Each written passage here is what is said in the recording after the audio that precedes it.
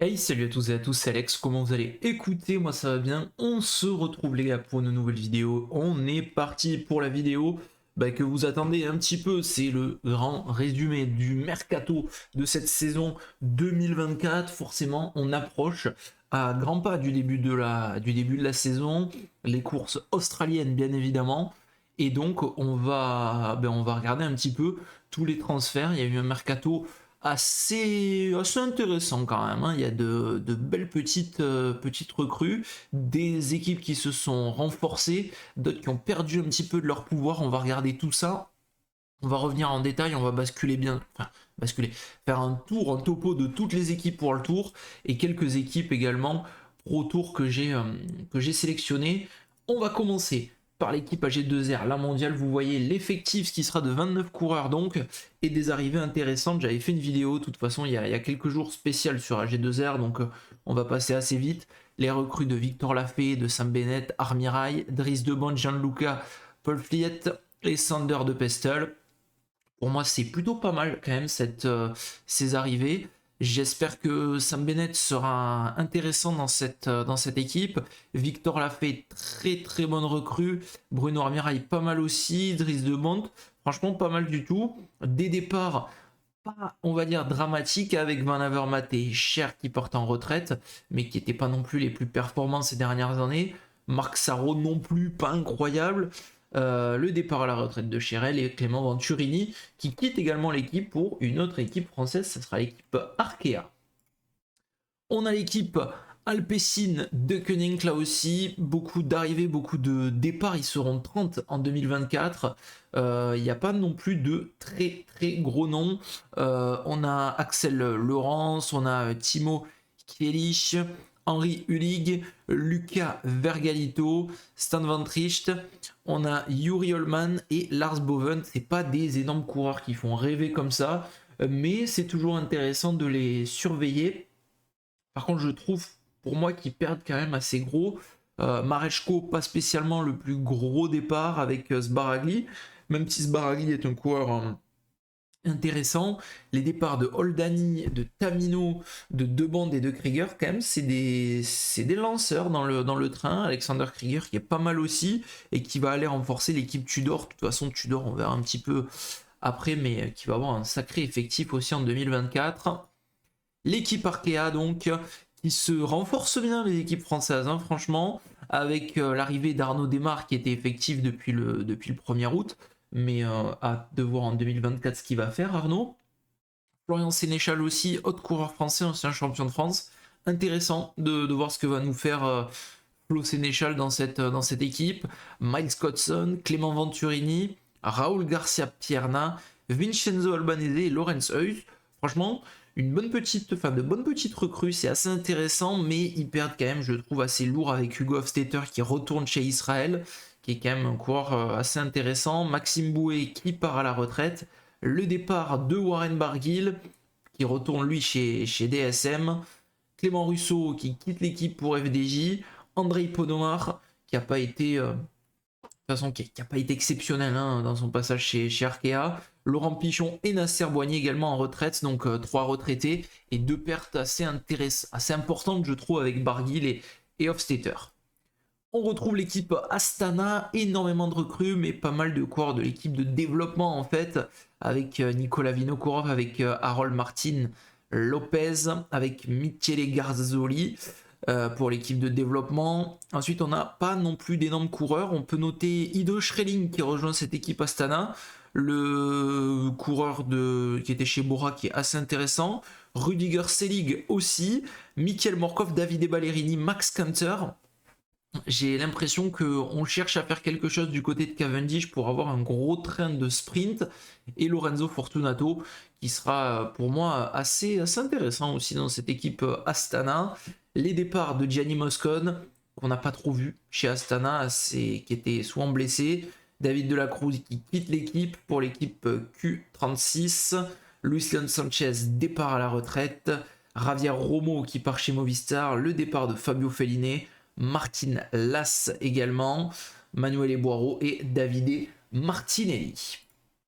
L'équipe Bahrain Victorious, 27 coureurs pour l'équipe en 2024, avec quelques petites arrivées, mais c'est assez léger. Alberto Brutomesso qui arrive, bon, c'est un jeune coureur, hein. Finlay Pickering de l'équipe Trinity, l'arrivée de Tiberi qui s'était fait exclure de l'équipe Lidl Trek après avoir violenté des animaux et même abattu des animaux, et Torsten Train, donc Train par contre excellent coureur je trouve du côté de l'équipe Uno X qui arrive pour renforcer cette équipe. Mais il y a quand même des départs qui vont faire mal, je pense, avec le départ de Mikel Landa pour l'équipe Soudal, Henrik Hausler à la retraite, mais c'était effectif depuis un bon petit moment. Jonathan Milan, quand même, qui a fait un énorme Giro l'année dernière, maillot Cyclamen, qui renforce l'équipe Trek. Et Philippe Masseggio qui quitte l'équipe pour la Bora. Donc, des départs assez importants, je trouve, même s'il n'y a pas un nombre trop important de départs. Et ils ont une équipe qui tient quand même la route, l'équipe Bahreïn. L'équipe Bora, peut-être un des meilleurs mercato. Là aussi, il y a du très très lourd avec l'arrivée de Primoz Roglic, qui est un petit peu la plus grosse recrue de ce mercato, avec Daniel Felipe Martinez, avec Sam Welsford, très gros sprinter aussi, Matteo Sobrero, coureur très polyvalent, Roger Adria, grimpeur de l'équipe Kern Pharma, Emile Herzog, on a également Alexander Hadjek de l'équipe Tyrol et Philippe Masseggio qu'on a cité juste avant. Au niveau des départs, ça perd aussi quand même de bons coureurs, hein, avec Nils Politt qui quitte les rangs de cette équipe, Chian Uijtebroeks pour l'équipe Bora, qui quitte l'équipe Bora pour l'équipe Jumbo, c'est un petit peu le feuilleton de cette fin de mercato. Sam Bennett, on l'a dit, mais qui n'a pas non plus réalisé une dernière saison incroyable. Patrick Conrad, Matthew Walsh, Ide Schreling, Sean Arbold et Matteo Fabro pour l'équipe Polti Cometa. L'équipe Cofidis maintenant avec 30 coureurs, un bel effectif. Là aussi, il y a énormément d'arrivées. Gorka Izagirre qui rejoint son frère Yon, Kenny Elissonde. Hâte de le voir dans cette équipe, Kenny Elissonde. Il y a arrivé également de Ben Hermans, de Stefano Oldani. Pas mal, je trouve, Stefano Oldani, honnêtement. Il y a également Alexis Goujard qui revient dans le peloton professionnel. Nolan Maudo. On a Nicolas de Beaumarchais, Stanislas Agnolski, Ludovic Robet, Milan Fretin, Aimé de Ghent et Oliver Knight.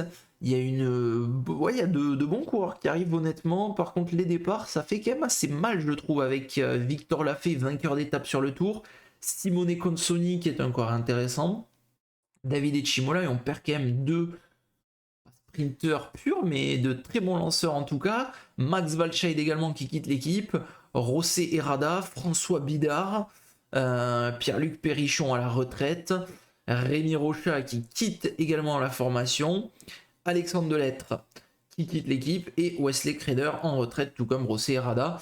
Donc est-ce qu'on arrive à égaliser à peu près? Je ne sais pas, mais il y a quand même de belles recrues. Gorka avec son frère, Kenny Elissonde très sympa. J'aime beaucoup Stefano Oldani aussi et hâte de revoir Alexis Goujard sous les couleurs Cofidis. L'équipe IF, il y a énormément d'arrivées, quelques petits départs. On avait eu surtout un très gros mercato l'année dernière du côté d'IF qui s'était renforcé au niveau montagne. On a l'arrivée de Rui Costa, l'ancien champion du monde, le vétéran de l'équipe Intermarché. Ça fait plaisir, c'est Michael Valgren qui réintègre l'équipe numéro 1. Ryan Archie également, Darren Rafferty, ça c'est des jeunes coureurs hein, qui arrivent, Harry Sweeney, Lucas Nerukar, Jardy Christian Van der Lee, c'est quoi que je connais pas du tout, Jack Rodkin-Gray, Yuri Todome, ça c'est aussi l'équipe de développement, et Markel Belouki. Pas de noms qui font rêver non plus dans cette équipe IF. On cherche à se renforcer parce que on perd quand même de sacrés coureurs, avec notamment Magnus Cort Nielsen qui est un peu le coureur qui rapporte des étapes depuis quelques années.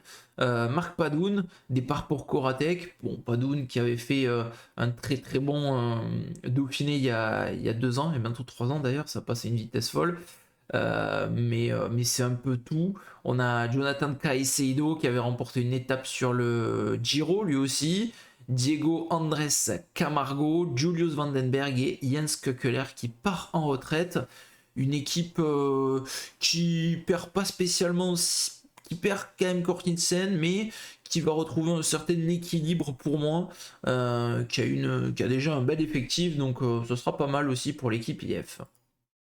L'équipe Groupama, là c'est un peu plus compliqué pour eux avec les arrivées respectivement de Rémi Rocha, de Clément Russo, Marc Sarro pour les Français, Cyril Barth également, ça serait cool Cyril Barth je trouve, et Eddie Lewitouz qui arrive de l'équipe Conti. On a Sven-Erik Bistrom et également Matthew Walsh de l'équipe Bora. Pas d'arrivée clinquante en tout cas, on avait eu quelques petites rumeurs d'Eutebrooks en début de mercato, finalement on l'a vu, il est parti dans l'équipe Jumbo. Et par contre, au niveau des départs, je trouve que ça fait assez mal avec la retraite, bien évidemment, de Thibaut Pinot, le départ de Bruno Ramirail chez l'équipe AG2R Decathlon, Mathieu Ladanius, là aussi retraité, c'était quand même un coureur expérimenté, Jake Stewart qui s'en va également, Arnaud Desmar, Miles Codson, Michael Storer, Bram Welten, c'est quand même pas mal de gros départs côté FDJ qui peine un petit peu à venir chercher des gros noms depuis quelques années et qui commence à perdre ses coureurs. Donc, ouais, c'est compliqué, je trouve, ce mercato pour FDJ. Heureusement qu'ils ont quand même cette équipe Conti qui permet de faire monter des gros coureurs. Il y en a un seul cette année, mais bon, l'année dernière, il y avait énormément de coureurs de la Conti qui sont montés. On les a vus déjà briller. Romain Grégoire, Lenny Martinez. Et ils vont continuer, bien sûr, après cette première saison chez les pros, de prendre de l'expérience. Donc ça sera très intéressant là aussi. L'équipe Ineos, là par contre, c'est pas foufou hein, chez Ineos, avec 3 arrivées, enfin 4 arrivées plutôt. Tobias Foss, l'ancien champion du monde du contre-la-montre, mais qui est pas non plus la plus grosse des arrivées qu'on peut espérer chez Ineos, alors que c'est la tête, on va dire, c'est le plus gros des coureurs qui arrive dans cette équipe. On a également Oscar Rodriguez de l'équipe Movistar, Theodor Strom et Andrew Auguste. Donc 4 arrivées seulement pour Ineos qui franchement commence à avoir des leaders vieillissants avec notamment Geraint Thomas. Egan Bernal, on le sait, qui est blessé, qui ne retrouve pas son meilleur niveau. Rodriguez a fait une belle saison, mais malheureusement, regardez qui c'est qu'on perd. On perd Ben Tulette, on perd Daniel Felipe Martinez, qui n'était pas non plus le plus gros coureur, mais qui était quand même pas trop mal. Pavel Sivakov, quand même sacré équipier, qui a fait une énorme fin de saison et qui va aller renforcer Tadej Pogacar et l'équipe UAE. Tao Geoghegan-Hart, qui a fait une très très grosse entame de saison. Malheureusement, il y a cette chute sur le Giro, mais pour moi, il pouvait... Bon, peut-être pas aller chercher... Ouais, peut-être il aurait pu aller chercher un deuxième Giro, Tao Geoghegan-Hart, qui ira chercher un rôle de leader chez Lidl, et Luke Plape, l'Australien, qui rejoint l'équipe australienne Geco et Lula. Donc pas terrible je trouve au niveau des départs quand même, il y a énormément de pertes chez Ineos, et c'est une équipe qui commence un petit peu à s'affaiblir. Hâte de voir ce que ça va donner en 2025, hâte de voir ce que donnera le mercato 2025 après cette saison 2024. L'équipe Intermarché Wanty, c'est quand même la belle surprise depuis qu'ils sont en World Tour. Hein. Ils montrent à chaque fois de belles choses. Pas d'arrivée clinquante, mais il n'y a pas vraiment une grosse tête d'affiche dans cette équipe, à part peut-être Girmay, l'Érythréen, qui voilà, forcément, c'est un peu spectaculaire de voir un Érythréen à ce niveau, mais sinon il n'y a pas d'énormes noms, mais ils arrivent à nous faire à chaque fois de très très belles choses, donc c'est remarquable. Les arrivées de Kevin Colleoni, de Vito Bright, de Francesco Bussato, de Roel van Sint Martensik et de Alexis Forprost, donc pas non plus incroyable au niveau des arrivées, mais vous voyez des départs. On perd Rui Costa qui est vieillissant, Sven-Erik Bistrom, Nicolo Bonifacio, Loïc Vliegen, Lorenz Heuss et Aimé De Gent. Ça s'équilibre pour moi côté Intermarché, ils ont des coureurs très intéressants derrière, donc ils continueront à faire de belles choses. De toute façon c'est une équipe qui joue le milieu de tableau, on va dire, en World Tour. C'est pas l'équipe avec le plus de leaders, mais ça serait bien de les voir arriver avec un bon petit leader d'ici quelques années. L'équipe Lidl Trek, pour moi, c'est un des plus beaux mercato parce que franchement, il a de la gueule, hein, toutes ces arrivées avec Jonathan Milan, le sprinter, Tao Geoghegan-Hart, Tim de Klerk, Sam Omen, Andrea Baggioli. Simone Consoli, Patrick Conrad, Fabio Fellini, Carlos Verona et Ryan Gibbons. Franchement, il y a du très très lourd. On renforce tous les secteurs, j'ai envie de dire, avec un gros et un vrai leader maintenant avec Tao Geoghegan. Donc une équipe vraiment qui va être très très intéressante. On sait qu'il y a déjà de très bons coureurs. Donc franchement, j'ai hâte de voir cette équipe Lidl. On peut vraiment avoir une top team 2024. Au niveau des départs, la retraite de Tony Galopin, le départ de Kenny Elissonde, Antonio Tiberi, c'était depuis son licenciement, le départ de Filippo Baroncini, de Marcus Holgard pour l'équipe UnoX, Emile Lippens, Yon Aberastouri et Marc Bruchtenga. C'est pas des énormes départs, ils perdent pas un énorme coureur, par contre il y a de très très grosses arrivées, donc une grosse équipe à suivre, hein, l'équipe Lidl en 2024. L'équipe Movistar, énormément d'arrivées, assez surprenant d'ailleurs ce mercato Movistar, le retour de Nairo Quintana qui revient dans le peloton, dans son ancienne équipe, hâte de voir ce que ça va donner, Rémi Cavagna, ça c'est le transfert aussi surprise, franchement, Lorenzo Milesi, donc là ils viennent chercher 2 rouleurs, Davide Cimolai, Javier Romo, Davide Formolo, là aussi étonnant, Davide Formolo, je m'attendais pas du tout à ce transfert. Pelayo Sanchez, coureur très très intéressant de l'équipe Burgos, Carlos Canal, Magno Moro et Yon Barrenechea. Donc je trouve qu'il y a vraiment de très très belles arrivées, c'est assez divers, ça va des gros noms, des surprises, avec des coureurs un petit peu moins connus, mais qui sont là aussi très intéressants. Je trouve qu'il y a vraiment un bon mercato Movistar, alors que habituellement ça perdait un petit peu. Hâte de voir en tout cas la nouvelle carrière, la deuxième carrière, on va dire, de Nairo Quintana chez Movistar. Au niveau des départs, ça perd aussi quand même, hein, avec Matteo Jorgensen qui a fait une belle saison, qui va chez Jumbo. On en parlera un peu après. Pas spécialement fan de ce transfert. Oscar Rodriguez pour l'équipe Ineos, donc on l'a déjà dit, Max Kanter également, qui n'avait pas été bluffant, hein, chez Movistar, Carlos Verona, Yuri Holman, Gorka Izagirre, Luis Mas qui quitte la formation, Imanol Erviti et José Joaquín Rojas à la retraite. Ils ont perdu là tout leur star espagnol, hein, leur vétéran, Valverde, maintenant Erviti et Rojas. Et on voit que ça se bâtit sur du neuf avec notamment le petit Pelayo Sanchez. Très intéressant. L'équipe Soudal Quickstep, là aussi, il y a énormément de changements, mais tous les ans, il y a des arrivées et des départs dans cette équipe. On va commencer par les arrivées de Mikel Landa.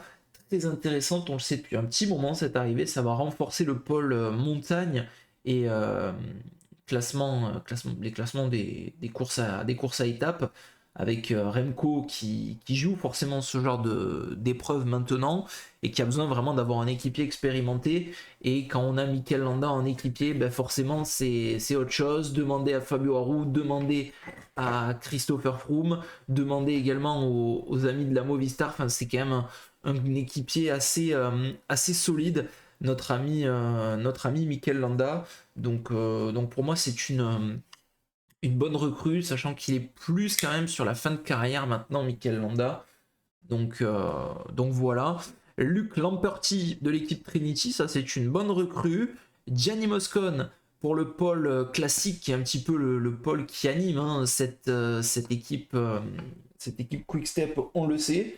Mais donc hâte de voir ce que va donner ce transfert là, en tout cas de Gianni Moscon, parce que c'est vrai que c'est pas le coureur qu'on attendait le plus chez Soudal. Ensuite, on a l'arrivée de Paul Magnier, Antoine Huby. Là aussi, ça, c'est des transferts un peu surprises. Gilles Gelder, William Junior Le Serre, Ware Vangeluve, Aiko Bastiens et Jordi Warloop. Donc des arrivées intéressantes, c'est assez varié aussi. Par contre, il y a énormément de gros départs, je trouve qu'ils sont peut-être perdants au change quand même, hein, avec Davide Ballerini, Rémi Cavagna, Florian Sénéchal, Tim de Klerk, Dries de Venens qui part à la retraite, Mauro Schmidt, Fabio Jacobsen, l'ancien champion d'Europe, Andrea Baggioli, Ethan Vernon, Michael Morkov, Stan Van Tricht et Yannick Steinle. Il n'y a plus beaucoup de coureurs pour faire le train quand même pour notre ami Merlier qui est maintenant le sprinter de cette équipe. Donc ouais, c'est assez curieux, assez curieux, assez curieux. Une équipe qui s'affaiblit là aussi, qui n'a pas été énorme cette année sur les classiques, qui n'a pas été non plus énorme sur le Tour de France où on les attendait à aller chercher des victoires. Heureusement, il y a Casper Asgreen qui a réussi à sauver un petit peu tout ça. Mais sinon, c'est assez compliqué là pour cette équipe, je trouve, qui compte un petit peu que sur Remco depuis 2 ans maintenant. On passe à l'équipe DSM. Là aussi, il y a des bouleversements tous les ans dans cette équipe. Ça arrive, ça part. Ils ont aussi une équipe de développement qui est assez intéressante. Il y a énormément de jeunes qui sortent de la développement de DSM ou avant de Sunweb. On a les arrivées notables quand même de Fabio Jakobsen, un gros sprinter avec le départ de Sam Welsford et de Dainese. Ça va faire du bien parce qu'ils perdent leurs 2 gros sprinters. Hâte de voir Jakobsen s'intégrer dans cette équipe. Le retour de Warren Barguil à la maison. Hâte de voir les 2B Barguil Bardet dans cette équipe. Ça peut être vraiment très intéressant. On aura également l'arrivée de Gils Lemrise avec Timo Rosen en provenance de Jumbo, Emil Yepens, là aussi dans le train de Jakobsen, il serait intéressant, Julius Vandenberg, Bram Welton, Patrick Eddy, Enzo Lense et Frank Vandenbroel. Ça, c'est les coureurs de l'équipe de développement. Donc, ils sont toujours à surveiller ces jeunes coureurs. Au niveau des départs, Leknesund qui retourne chez UnoX. Un peu curieux ce choix de départ de Leknesund. J'aurais pensé le voir partir, oui, mais peut-être dans une plus grosse équipe parce qu'il a quand même énormément de talent, je trouve, le Norvégien. Je dis pas que UnoX est une équipe sans talent, mais je pense qu'il aurait pu monter un petit peu. Donc il veut retourner à la maison. Il y aura également le départ de Lorenzo Milesi, on l'a vu pour Movistar. Très intéressant, très prometteur lui aussi qui sort de l'équipe de développement. Marco Brenner, ancien coureur de l'équipe de développement pour Tudor. Jonas Yvdeberg qui part chez UnoX. Sam Welsford qui quitte l'équipe avec Alberto Dainese. Marius Meyerhofer également. Florian Stork. Ça donne 4 gros coureurs à Tudor quand même, hein, l'équipe DSM. Le départ d'Arm Van Hoek et d'Henry Van den Abel pour l'équipe Lotto Destiny et Frédéric Rodenberg qui quitte également la formation, qui a quand même de bons petits coureurs et hâte de voir aussi les petites pépites toujours à surveiller, les pépites de la développement DSM. On passe à Jaiko Alula. Il y a du très bon dans ce recrutement avec l'arrivée le retour plutôt. Il y a pas mal de retours quand même dans ce mercato quand on y pense. Caleb Ewan qui retourne donc dans l'équipe Jaiko Alula qu'il avait quitté il y a quelques années. Hâte de voir Ewan parce qu'en 2023 il n'a pas fait vraiment la meilleure saison de sa carrière. Donc hâte de le voir peut-être dans une équipe où il avait un peu ses habitudes à l'époque. Peut-être c'est une équipe australienne, voilà, ça permettra de renouer, j'ai envie de dire, avec le succès pour Caleb Ewan. Il y a Luke Plape également, lui aussi dans une équipe australienne. Très intéressant, Luke Plape, très très bon coureur, jeune, il a de l'avenir.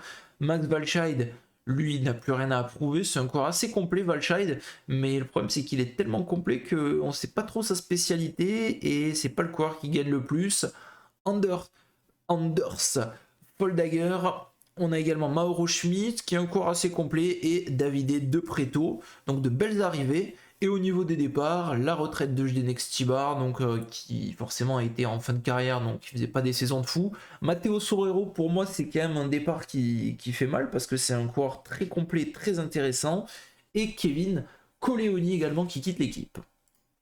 Au niveau de l'équipe Visma Lease Bike, on a de belles petites arrivées avec Matteo Jorgensen et avec Kian Uijtebroeks de l'équipe Bora. Ben Tullet également, Johannes Tonmitet et Perstrand Hagenes, ça c'est deux pépites de l'équipe Jumbo, d'ailleurs avec Loé Van Belle également, et Bert Lehman de l'équipe Human Powerhead. Franchement, de belles arrivées, des coureurs prometteurs, j'ai envie de dire, mais qu'on a déjà vu sur le devant de la scène, les Jorgensen, les Utebrooks et les Tulette, et des coureurs plus d'équipe l'équipe de développement qui vont exploser sans doute dans l'équipe pro. On sait hein, le travail que fait Jumbo de toute façon, donc hâte de voir tout ça. Mais au niveau des départs, ils perdent quand même de gros coureurs, l'équipe Jumbo, avec Primoz Roglic qui est un petit peu le coureur qui les a amenés qui les a ramenés, parce que c'est quand même, ça s'est bâti sur les cendres de Rabobank, cette équipe Jumbo. C'est Roglic qui les a un petit peu ramenés sur le devant de la scène et qui quitte l'équipe, je trouve. C'est bien de voir Roglic ailleurs pour Bora. Tobias Foss qui quitte l'équipe également, on l'a vu pour Ineos. Sam Oomen, après ce passage où il n'a pas été flamboyant, lui aussi c'était quand même un espoir du cyclisme néerlandais qui n'a pas spécialement brillé. Gisleim Reis qui quitte l'équipe avec Timo Rosen, les deux vont chez DSM. La retraite de Juan Denis et de Jos Van Endem, les deux rouleurs, et Nathan Van Hooy, donc bien évidemment, suite à des problèmes médicaux, qui n'est plus dans les effectifs depuis le mois de septembre. L'équipe UAE Emirates, alors là c'est un mercato monstrueux également, avec Jan Christen qui y arrive, Pavel Sivakov qui va renforcer en montagne, Nils Politt, là aussi ça va faire du bien pour rouler, on sait que c'est un coureur qui adore hein, rouler, Nils Politt. Isaac Del Toro, c'est le coureur qui a fait un énorme tour de l'avenir avec Filippo Baroncini également, jeune italien, Igor Arietta et Antonio Morgado. Il y a de très très bons coureurs qui arrivent. Il y a quelques départs assez logiques, j'ai envie de dire. Matteo Trentin qui n'a plus rien à prouver et qui va aller chez Tudor, donc pour un très très bon défi, je trouve. On a le départ également de Davide Formolo pour Movistar. Ça pour moi c'est un petit peu curieux ce départ de Formolo. George Bennett qui va chez Israël, on l'a vraiment pas vu hein. Le départ de Jumbo de Bennett pour UAE, ça a été une descente aux enfers parce qu'il a jamais rien fait chez UAE.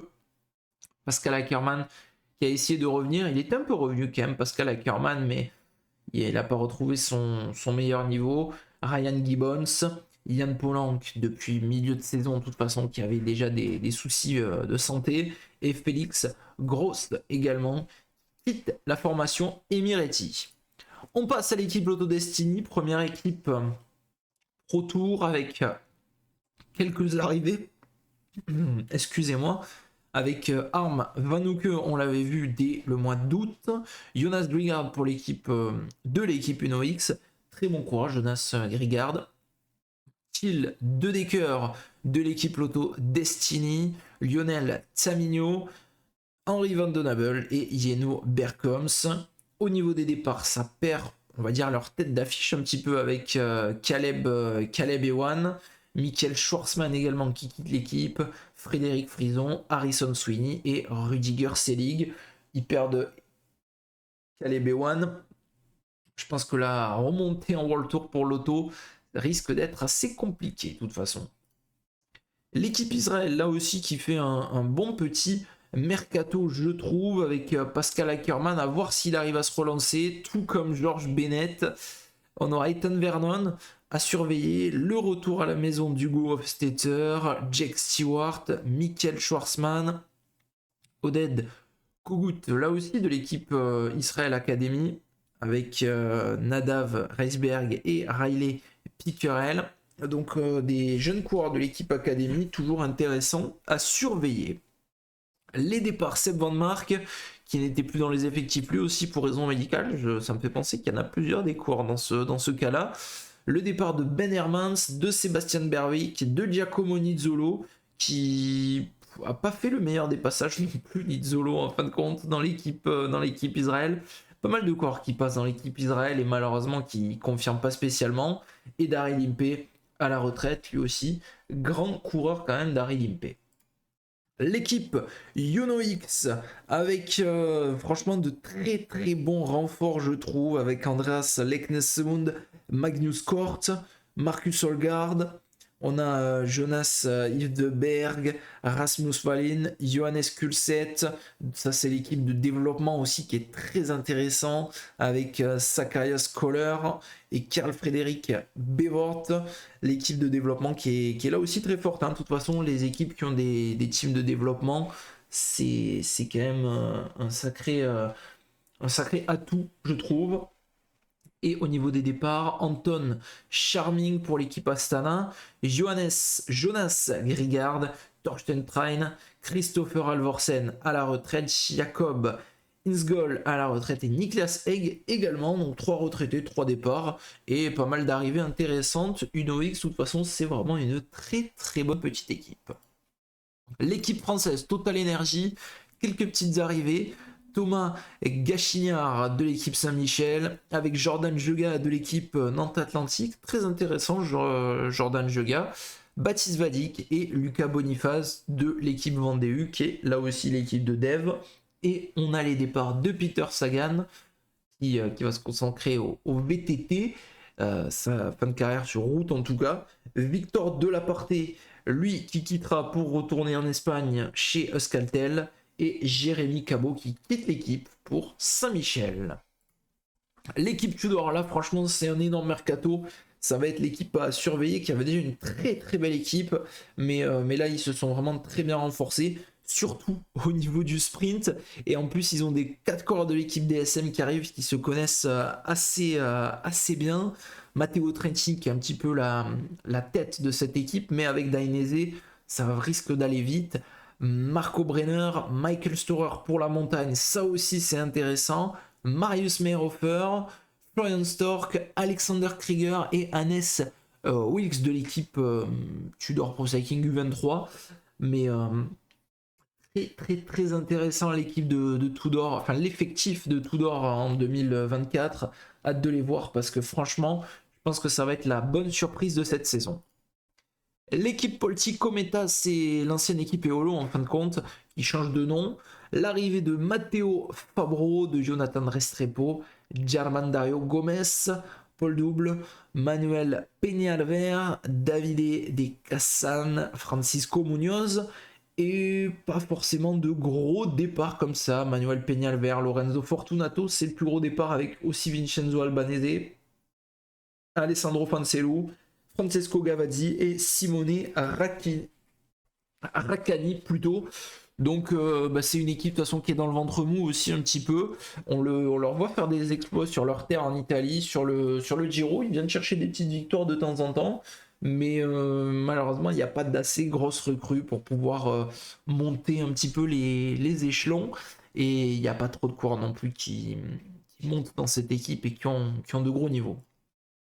Et l'équipe Q36, là aussi une équipe qui commence à monter en puissance avec un mercato très intéressant. Giacomo Nizzolo, David Delacruz, Yannick Steinle, Frédéric Frison, Rory Townsend, James Whelan, Javier Asparen et Alessandro Fancello, et le départ à la retraite de Jack Bauer. Franchement, une très belle de très belles recrues pour cette équipe Q36. Au niveau du mercato, le meilleur mercato, je vous le demande pour vous, qui a réalisé le meilleur mercato.